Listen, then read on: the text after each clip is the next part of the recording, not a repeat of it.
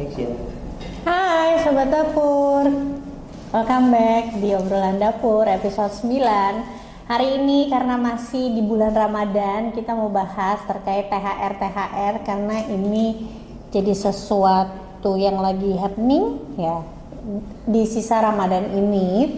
Cuma yang mau dibahas di sini adalah kalau kemarin-kemarin mungkin kalian juga udah lihat aku beberapa kali bahas THR di media atau juga di sebuah acara. Hari ini yang mau dibahas sebenarnya lebih ke orang-orang yang nggak ngerayain Lebaran tapi dapat THR. Biasanya duitnya dipakai buat apa sih? Gitu kan. Kalau yang ngerayain Lebaran kan biasanya udah ketahuan, yang pasti kasih zakat, terus mudik gitu. Kalau yang nggak ngerayain THR nggak ngerayain Lebaran kayak kita, kayak keluarga kita, itu biasanya uangnya dipakai untuk apa aja dan gimana alokasi atau pos-posnya atau kita ngaturnya. Seperti biasa kembali lagi sama aku Olivia Louis dan juga Peter.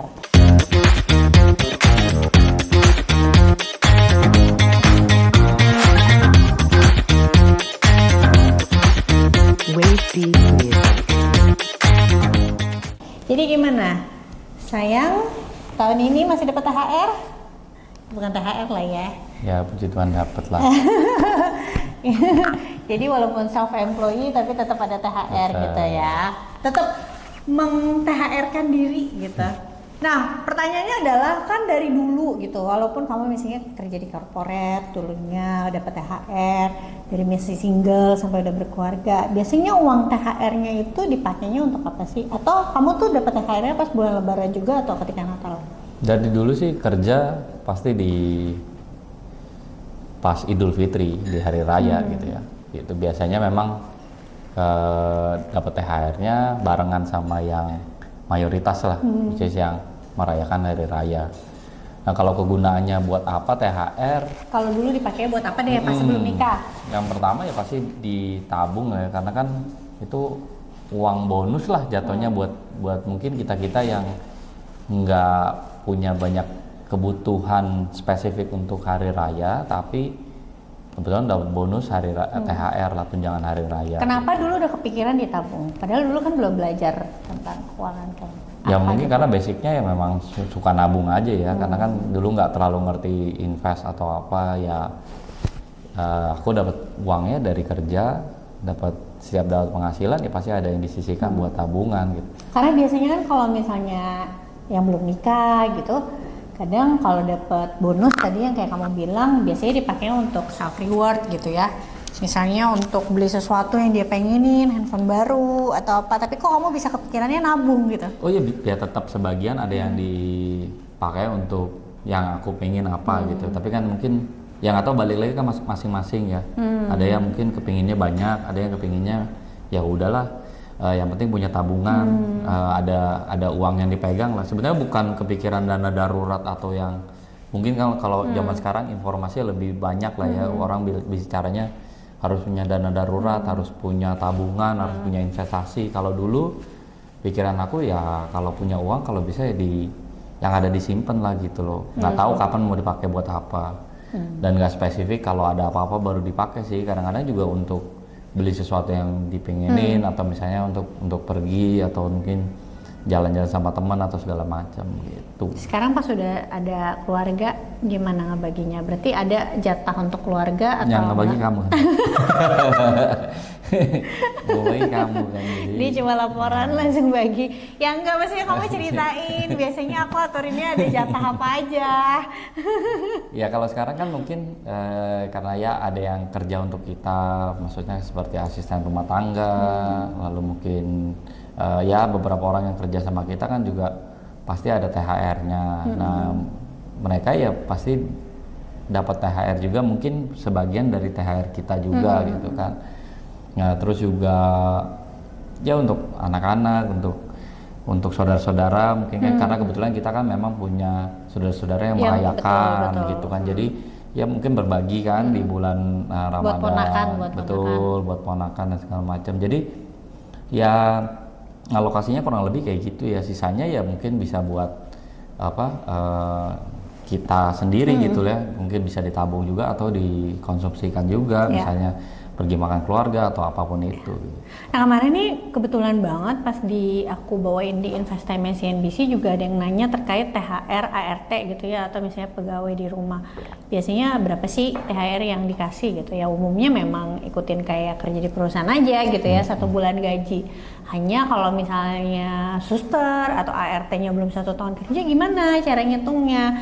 Biasanya ngitungnya ya sama kayak di perusahaan, pro rata gitu. Jadi contoh kalau misalnya gaji THR-nya 2,5 juta, kalau dia baru 6 bulan deh katakan bekerja, berarti THR yang dia dapat berapa? Ya 6/12 ya, 6/12 kali 100. Kok kali 100? Kali gajinya. Iya, jadi sekitar 1,2500. Nah, ada pertanyaan biasanya kayak kalau si transportnya gimana? Kan dia udah dikasih THR. Kalau menurut kamu itu sesuatu yang wajib nggak? Ya itu terserah sih masing-masing juga sih. Jadi nggak ada harus wajib harus gimana. Sebenarnya kan intinya kalau THR itu ya sifatnya tunjangan. Kalau tunjangan itu ya kebijakan masing-masing. Iya, kalau transportnya maksudnya? Iya, mau transportnya nggak ada kewajiban sebenarnya sih. Jadi terserah masing-masing aja sih. Ya kalau misalnya kan mau pulang kampung ya udah dikasih THR, ya mungkin ada keluarga yang mungkin ya udah cukup lah gitu kan, diatur sendiri. Ada juga mungkin yang ditambahin juga transportnya. Ada juga mungkin yang bahkan belum kerja 1 tahun pun dikasih full juga ada juga. Jadi kan menurut aku sih masing-masing keluarga itu aja sih. Itu balik ke kebijakan. Iya benar. Masing-masing keluarga. Kalau di kita sih kita kasih ya transportnya. Ya, karena juga pulangnya keluar kota juga gitu. Jadi kasihan. Keluar pulau. Bukan kasihan sih. Jadi kayak supaya dia juga bisa berbagi sama cucu-cucunya gitu ya. Ya. Nah, ya kamu kan kalau dulu mungkin penghasilannya ya karena kamu kategorinya freelance, bukan naik turun ya, kan kamu naik terus penghasilannya. Amin. Enggak, maksudnya kan freelance, artinya kan nggak bulanan. Nah itu kamu ngalokasikannya gimana? Kasih suami mungkin? Aja. Gitu. Alokasinya ya karena kan memang aku juga ada tim kan di tim sosmed. Kalau aku biasanya karena nggak mau berharap gitu ya, maksudnya nggak mau berharap nanti deket-deket lebaran ada project syukur, nggak ada project juga nggak apa-apa. Tapi biasanya aku udah siapin dari jauh hari, misalnya dari 1 tahun sebelumnya atau minimal dari 10 bulan sebelumnya gitu. Aku biasanya hitung timku ada berapa ya, kalau sekarang kan udah ada 3 ya. Kalau dulu kan masih 2, ya katakanlah misalnya timku THR-nya contoh ya 10 juta gitu ya buat 2 orang. Nanti aku hitung tuh 12 bulan aku sisihin dari pendapatan aku walaupun naik turun, pokoknya aku dapat pendapatan yang pertama kali aku dapat pendapatan di dalam bulan itu langsung aku sisihin tuh. Berarti kan 10 juta bagi 12 sekitar sebulan 800 ribuan langsung aku sisihin tuh di awal aku dapat kerjaan di bulan itu gitu. Jadi sisanya nanti baru lebih enak dipakainya gitu. Yang penting hak untuk tim aku udah aman duluan nih. Kalau aku tipikalnya kayak gitu. Nah, biasanya aku taruh di mana? Kalau aku biasanya sekarang taruh di bank digital. Gitu ya. Siapa tahu nanti bank digitalnya mau built in di sini ya. Tapi jujur aja setahun terakhir aku taruhnya di bank digital karena menurutku ngebantu banget ada dompet-dompet gitu. Jadi dompetnya tuh udah bisa difokusin, yang mana dompetnya ini kayak semacam deposito gitulah. Jadi kita bisa store setiap bulan dan kelok. Jadinya kita nggak bisa pakai kan duitnya.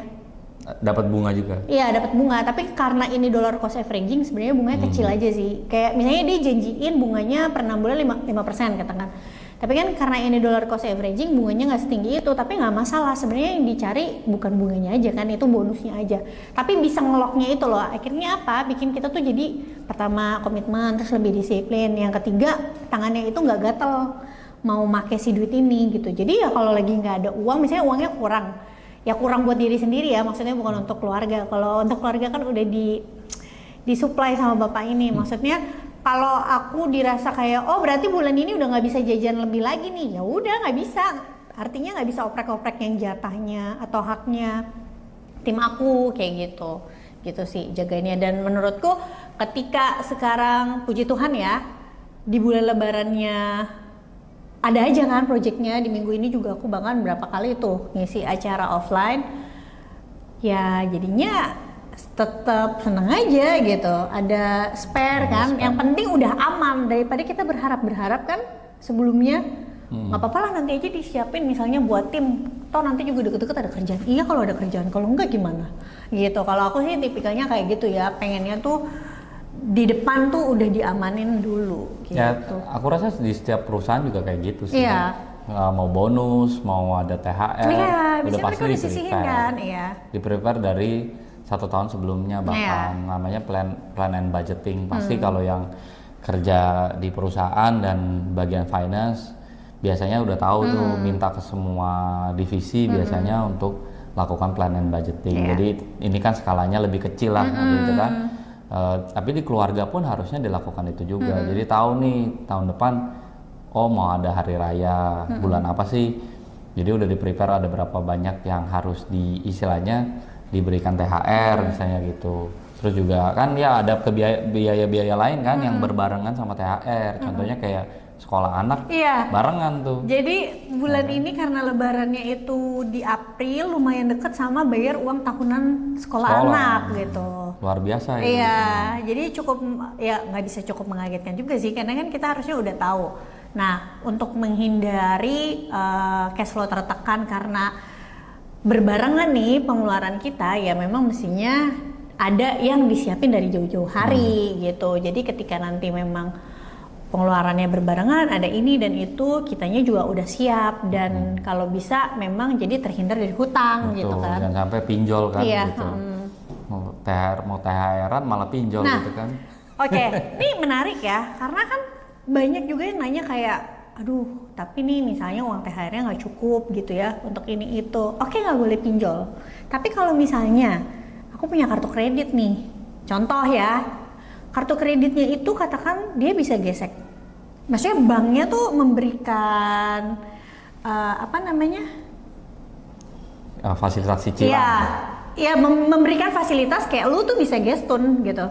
Oh, bukan gestun. Bukan jadi kayak gestun, dana tunai. Iya, dana tunai. Memang ada loh bank-bank yang seperti itu, tapi memang kartu-kartu tertentu ya. Dan kalau misalnya punya fasilitas seperti itu, menurut kamu boleh nggak sih kayak contoh, bukan kita, maksudnya orang misalnya punya kartu nih, yang banknya bisa kasih fasilitas tarik uang, ya KTA, tapi 0% kalau misalnya langsung dibalikin 1 bulan, kan bentar lagi udah mau gajian lagi kan.